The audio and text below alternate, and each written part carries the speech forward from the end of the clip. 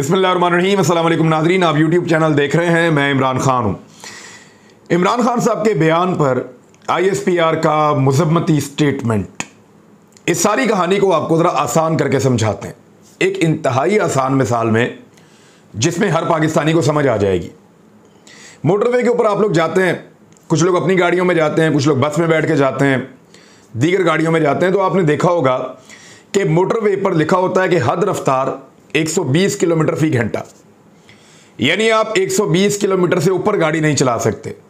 120 kilometre तक कानून आपको नहीं पकड़ेगा, लेकिन जब आप 120 किलोमीटर से ऊपर चले जाएंगे तो कानून आपको पकड़ लेगा। लेकिन जो लोग मोटरवे पे गाड़ी चलाते हैं, मेरे समेत, हम सबको इस बात का पता है कि पुलिस जो मोटरवे वाली है वो 130 किलोमीटर की रफ्तार तक चालान नहीं करती।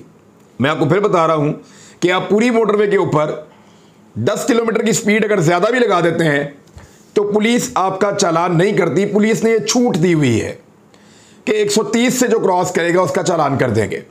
अगर आप 128 पे हैं, 129 पे हैं, तो वो चालान नहीं करते।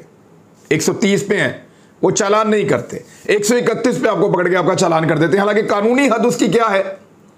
उसकी कानूनी हद है 120। उसूलन चालान 121 के ऊपर होता है। अब मामला पता क्या है?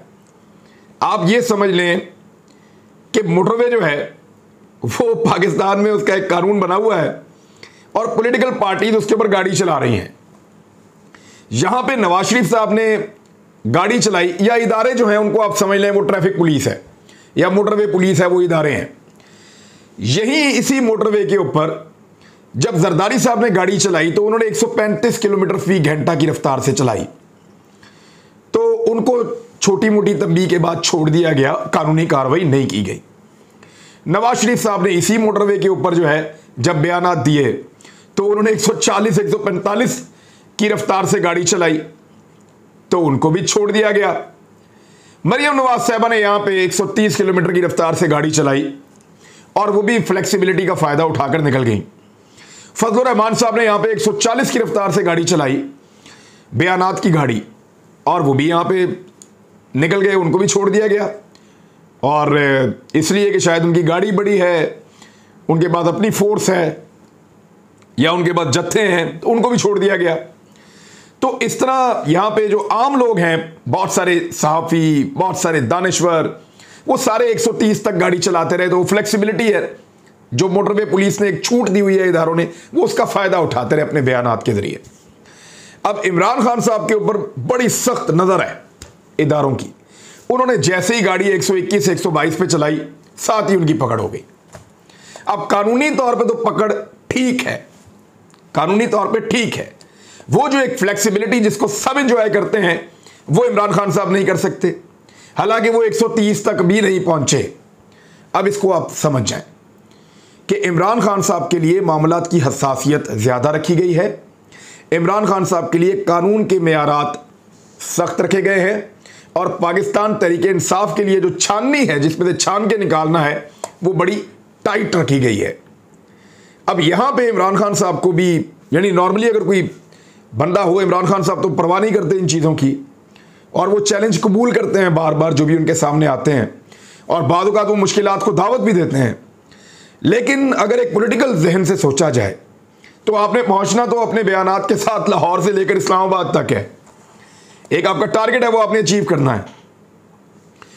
तो आप 118 119 पे रहें अगर आपके ऊपर इतनी ज्यादा गहरी नजर रखी हुई है इदारों ने। तो अगर इदारे बहुत तुल गए इस बात के ऊपर कि आपको नहीं छोड़ना है, तो फिर आप अपनी रफ्तार को 120 के अंदर रखें, उससे ऊपर ना लेकर जाएं। 130 वाली फ्लेक्सिबिलिटी भी आपको नहीं मिल रही तो फिर आप 120 के अंदर रहें। लेकिन इमरान खान साहब, फिर आपको पता है इमरान खान साहब हैं, वो बयानात देते हैं, फिर उस पर बात भी करते हैं। अभी इमरान खान साहब जो हैं वो पेशावर का जलसा करेंगे। उन्होंने एक प्रोग्राम रिकॉर्ड करवाया था कामरान खान साहब के साथ, लेकिन उसमें उन्होंने पूरी वजाहत की थी, बताया था सब कुछ, ट्वीट्स भी आते रहे हैं। लेकिन वो प्रोग्राम जो है कामरान खान साहब का, वो नहीं चलाने दिया गया और ताकतवर हलकों ने कामरान खान साहब का प्रोग्राम दुनिया टीवी को कहकर, और जिस तरह भी वो रुकवाते हैं वो रुकवा दिया है। कामरान खान साहब ने इसके ऊपर एक ट्वीट करके बता भी दिया है। तो इमरान खान साहब ने अनाउंस किया है कि मैं आज पेशावर के जलसे में, आज जो जलसा होने जा रहा है पेशावर के जलसे में, बड़ी अहम बात करूंगा और इसके ऊपर फिर वो तफसीली रोशनी डालेंगे कि एक्चुअली वो कहना क्या चाहते थे और उसका मतलब क्या निकाला गया है। अच्छा, इस पे इस वक्त हमारे पास क्या कुछ है आपको बताने के लिए। दो चीज़ें हैं, एक शीरी मज़ारी साहबा का बयान और एक फवाद चौधरी साहब का बयान। फवाद चौधरी साहब ने 2-3 बयान दिए आज के दिन में। एक बयान में उन्होंने बड़ा वजाहत के साथ कहा कि इमरान खान ने मेरिट पर आर्मी चीफ की तैनाती की बात की है। उन्होंने कहा कि सजा याफ्ता शख्स कैसे आर्मी चीफ की तैनाती कर सकता है, आर्मी का अपना एक मेरिट ऑर्डर है। इमरान खान ने किसी जर्नल का नाम नहीं लिया। उन्होंने कहा कि मुस्लिम लीग नून वाले इमरान खान को नाअहल करना चाहते हैं। वो खुद मान रहे हैं इमरान खान नाअहल ना हुए तो नून लीग वाले इलेक्शन नहीं जीत सकते। उनका कहना था कि कराची में आज आटे की बोरी 104 रुपए की, फिर ये महंगाई की बातें भी करते रहे हैं, लेकिन साथ उन्होंने कहा कि माजी में पाकिस्तान में फौज ने भरपूर सियासी किरदार अदा किया है। करप्शन पर साबिक वज़ीर आज़म की नाअहली में फौज का किरदार रहा है। उन्होंने कहा कि पीटीआई को दीवार से लगाएंगे और तवक्को करेंगे कि हम रिएक्ट भी ना करें। हुकूमत इलेक्शन नहीं करा रही क्योंकि इमरान खान 2/3 अक्सरियत से इस सूरत में आ जाएंगे। फवाद चौधरी साहब ने डिफरेंट स्टेटमेंट्स दिए हैं इस हवाले से। कामरान खान साहब ने जो ट्वीट लिखा है उसके कुछ अल्फाज उल्टे सीधे हैं, लेकिन मैं पढ़ के आपको सुना देता हूँ, एक आधी गलती है उसमें। बाअसर इदारों और शख्सियात से मैं एक अदना पाकिस्तानी गुजारिश करना चाहूँगा, इमरान खान पर पाबंदियों, हाथ पैर बांधने का मकसद सिर्फ इमरान खान का गला घोंट कर जाने माने कौम के अरबों खरबों लूट लेने वाले करप्ट सियासतदानों के लिए इक़्तिदार का मैदान खाली करना साबित हुआ तो हकीकी इनकलाब आएगा। वो कह रहे हैं अगर इमरान खान का आप गला घोंट देंगे तो फिर आप मैदान खाली कर देंगे, और मैदान आप खाली करेंगे जो जाने माने कौम के अरबों खरबों लूट लेने वाले करप्ट सियासतदान है उनके लिए आप मैदान खुला छोड़ देंगे और इस सूरत में हकीकी इनकलाब आ जाएगा।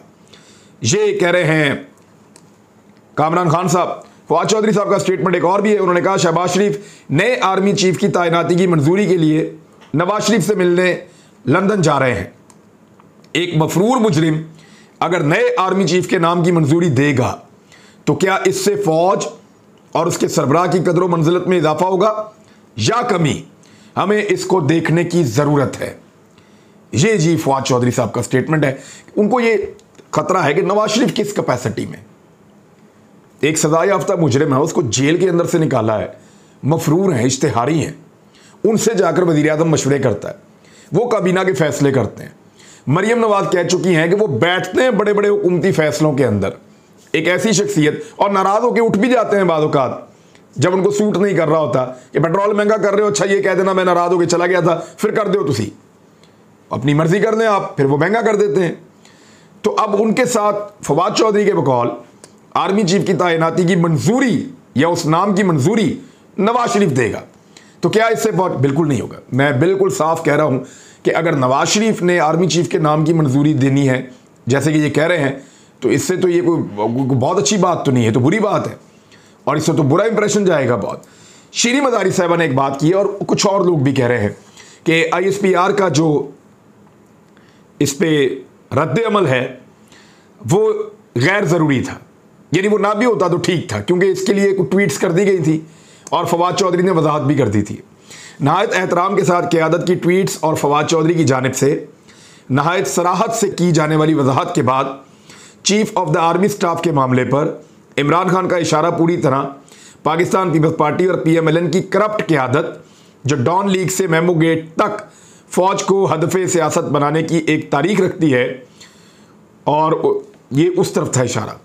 और उसके बाद ISPR का बयान यकसर गैर ज़रूरी था।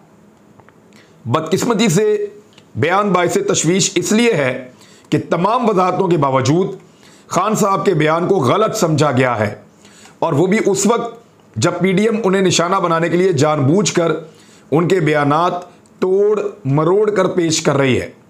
फैसलाबाद के अपने खिताब में उन्होंने किसी जगह भी फ़ौज या इसकी क़यादत को हदफ़े तनकीद नहीं बनाया। वैसे टेक्निकली मुझे भी ऐसा लगता है कि इमरान खान साहब ने फ़ौज पे नहीं, इमरान खान साहब ने तनकीद की है पॉलिटिकल लोगों के ऊपर, और ख़ास तौर पे आसिफ अली जरदारी और नवाज शरीफ पे, जिनके बारे में इदारों के अंदर भी बड़ी उलझन है कि ये बहुत करप्शन इन लोगों ने की हुई है, बड़ी इन्होंने तबाही फेरी हुई है पाकिस्तान की।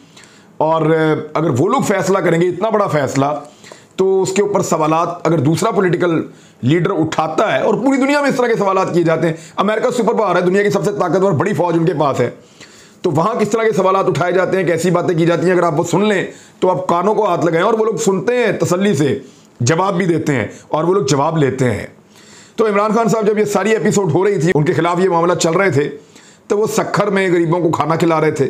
उन्होंने अच्छा किया कि सिंध का दौरा किया, वहाँ की सूरत हाल का जायज़ा लिया, वहाँ पे एक खिताब भी किया।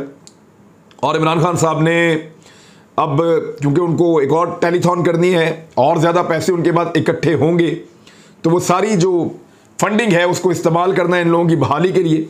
लेट्स सी वो क्या हिकमत अमली बनाते हैं, लेकिन साथ साथ उनके जो सैलाब ज़्यादा इलाकों के विजिट्स हैं और उनकी पार्टी का काम वहाँ पे जारी रहना चाहिए। अब वो लोग जो हमेशा फ़ौज के ऊपर तनकीद करते रहे हैं, अटैक करते रहे हैं, वो लोग क्या कह रहे हैं?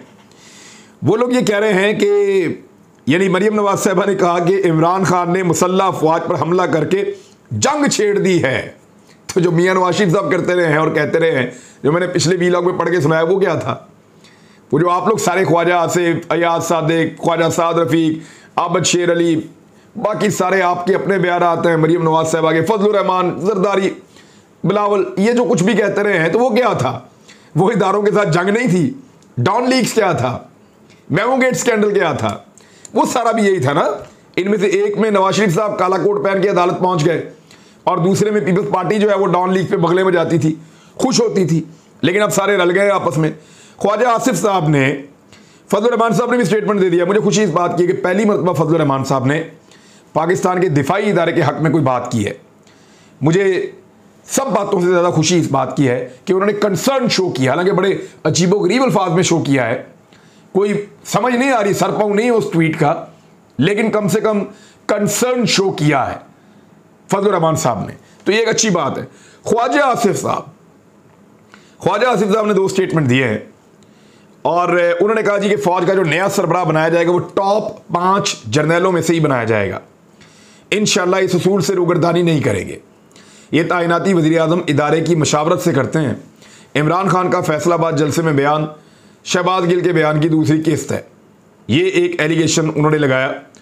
साथ में एक और बड़ी अजीब मंतक दी है ख्वाजा आसिफ ने तलत हुसैन साहब से बात करते हुए। उन्होंने कहा कि जब हम तनकीद कर रहे थे, जब हम लोग तनकीद कर रहे थे, मरियम नवाज, नवाज शरीफ, ख्वाजा आसिफ, बाकी सारे लोग, तो उन्होंने कहा कि उस वक्त इदारे ने सियासी रोल अज्यूम कर लिया था।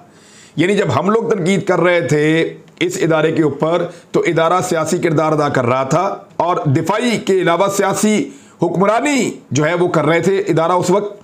और उस वक्त जब हमने तजावज़ किया, खुद कह रहे हैं कि हमने तजावज़ किया, तो उस तजावज़ की कोई ना कोई वजह थी। आज ऐसी कोई वजह नहीं है। देखिए, उस वक्त का जो वज़ीर दिफा था परवेज़ खटक साहब, उनको लगता था उस वक्त कोई वजह नहीं थी। आज जो वज़ीर दिफा है उनको लगता है आज कोई वजह नहीं है। उस वक्त जो तनकीद कर रहे थे वो कह रहे थे हमारी तनकीद जायज़ है। आज जो लोग कोई बात कर रहे हैं उनको लगता है हमारी बात जायज़ है। लेकिन हकीकत यह है कि पाकिस्तान की फ़ौज ने बहुत मरतबा पाकिस्तान की सियासत में बड़ा रोल प्ले किया है, नेगेटिव पॉजिटिव हर तरह का। बल्कि यहाँ पे फ़ौज हुकूमत भी करती रही है। 4 अदवार ऐसे आए हैं कि लंबी हुकूमत करती रही है फ़ौज, और बड़ी ज़बरदस्त हुकूमत इन्होंने पाकिस्तान के ऊपर, पाकिस्तान की फ़ौज ने की है।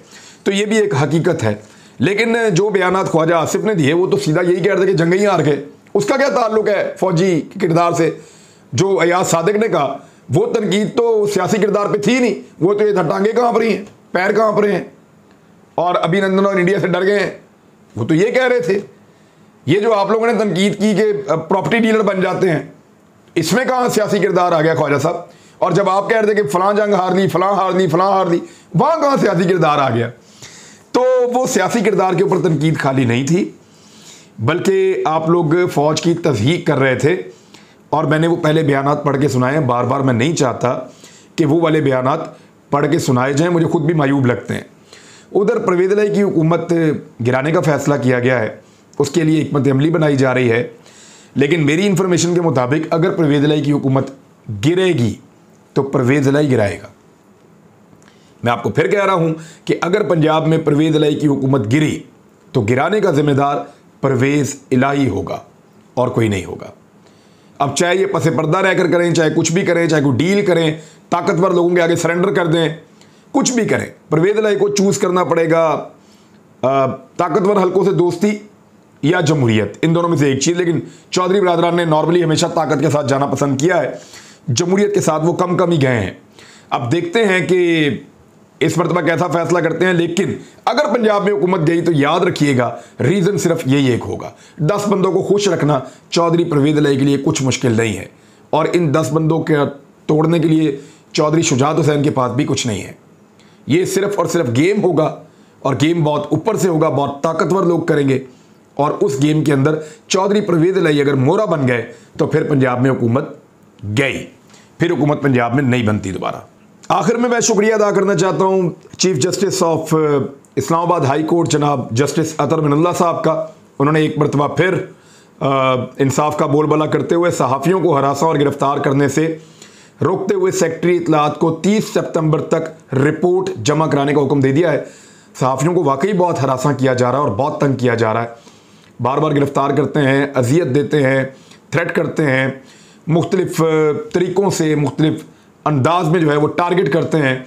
तो मेरे ख्याल में ये जो अदालत है यही एक आखिरी ऑप्शन रह जाती है। तो chief justice Islamabad high court का शुक्रिया, थैंक यू वेरी मच। अपना ख्याल रखिएगा, अपने चैनल का भी। अल्लाह हाफ़िज़।